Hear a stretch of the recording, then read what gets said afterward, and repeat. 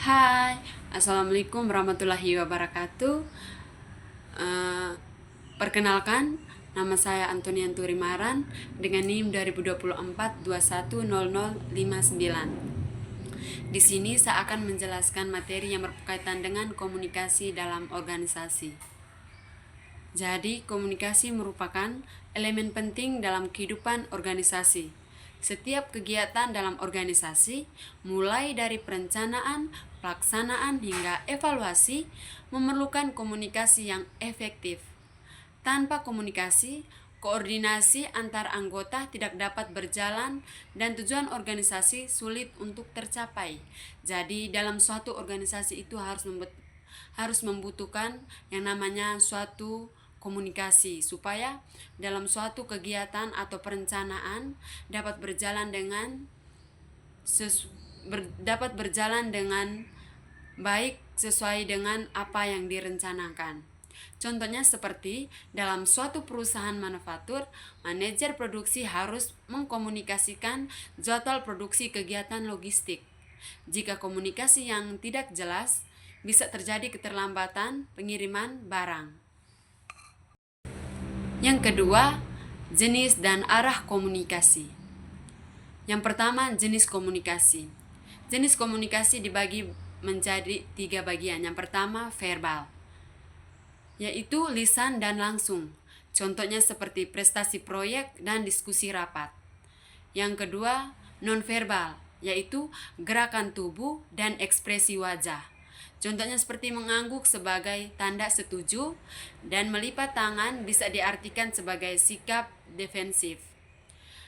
Yang ketiga, tertulis, yaitu disampaikan melalui dokumen. Contohnya seperti email, laporan bulanan, dan memori dinas.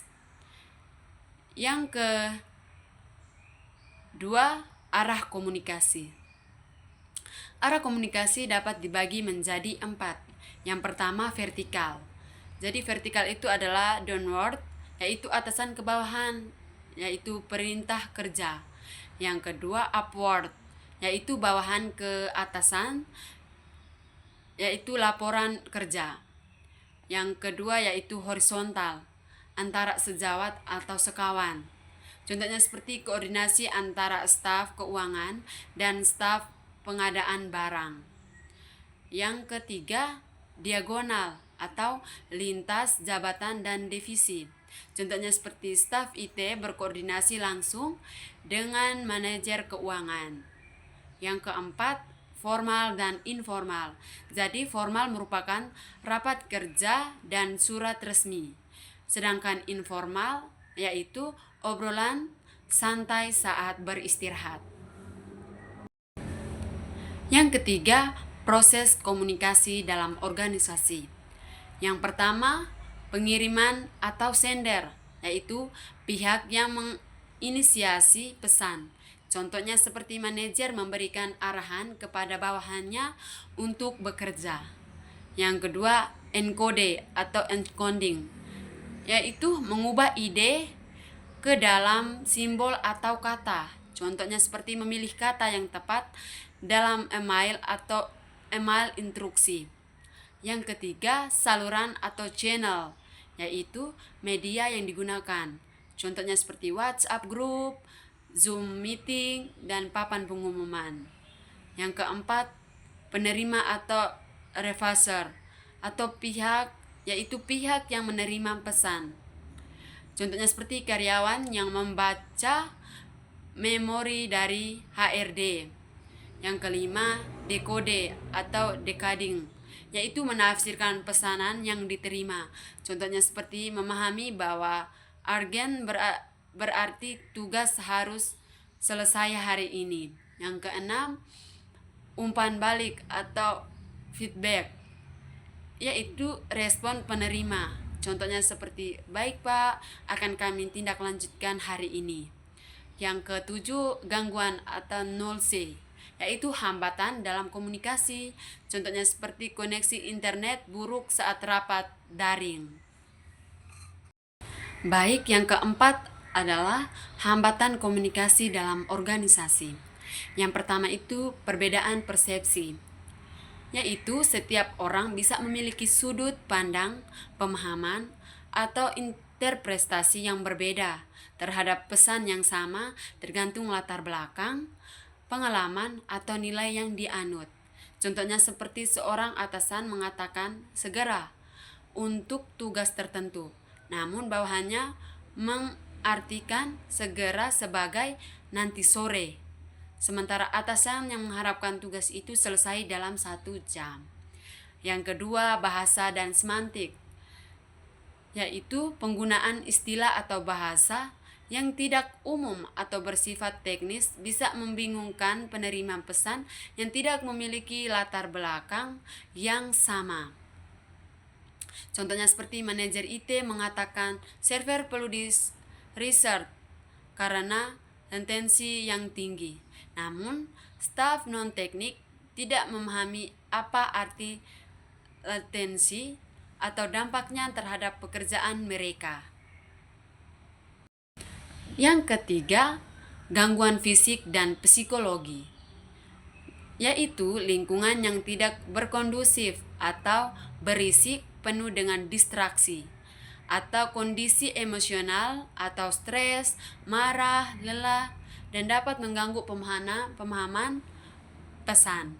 Contohnya seperti saat suasana kantor sangat bising, seorang staf tidak mendengarkan instruksi penting dari atasannya, atau karena sedang stres, ia tidak fokus saat mendengar pesanan dan akhirnya salah mengartikan. Yang keempat, kesenjangan kekuasaan, yaitu perbedaan posisi atau jabatan dalam organisasi bisa membuat komunikasi satu arah.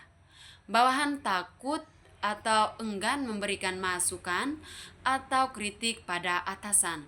Contohnya seperti seorang staf melihat ada kesalahan dalam laporan bulanan, namun tidak berani menyampaikan koreksi kepada manajernya karena takut dianggap menentang otoritas.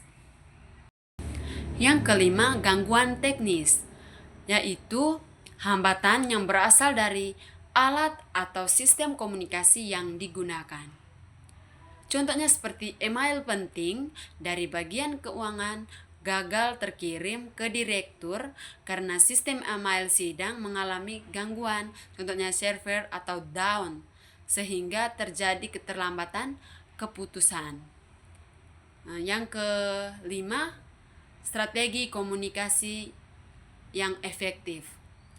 Yang pertama, pelatihan komunikasi interpersonal, yaitu melatih kemampuan berkomunikasi antar individu seperti mendengarkan aktif, berbicara yang efektif, dan empati agar pesan dapat disampaikan dan diterima dengan baik. Contohnya seperti mengadakan workshop internal tentang teknik active listening agar staf lebih peka terhadap pesan rekan kerja dan mampu memberikan tanggapan yang sesuai. Yang kedua, pemilihan media yang tepat, yaitu menyampaikan pesan melalui media yang sesuai dengan sifat pesanannya, atau formal, sensitif, teknis, dan lain-lain sebagainya. Contohnya seperti daripada mengirim instruksi pemecatan lewat pesanan teks, manajer memilih menyampaikannya langsung dan pertemuan tatap muka karena lebih etis dan manusiawi. Yang ketiga, pemanfaatan teknologi, yaitu menggunakan platform digital atau sistem informal yang mendukung komunikasi lebih cepat, transparan, dan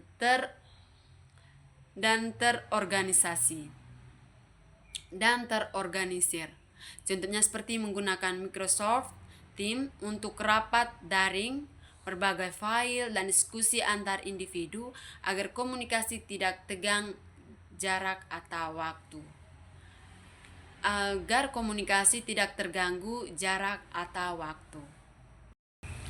Yang keempat, mendorong budaya keterbukaan, yaitu menciptakan lingkungan yang mendukung staf untuk berbicara secara jujur dan terbuka tanpa rasa takut.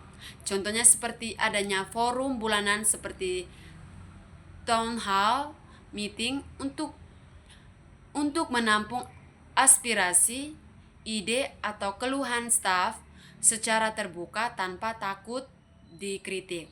Yang kelima, evaluasi komunikasi secara berkala. Melakukan evaluasi. Yang kelima, evaluasi komunikasi secara berkala, yaitu melakukan peninjauan atau survei untuk menilai efektivitas komunikasi dan mengetahui kendala yang ada.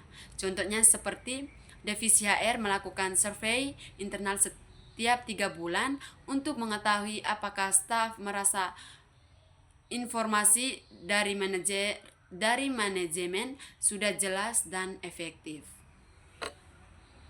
Baik, jadi hanya itu yang dapat saya jelaskan. Di sini saya akan mengambilkan kesimpulan dari komunikasi dalam organisasi.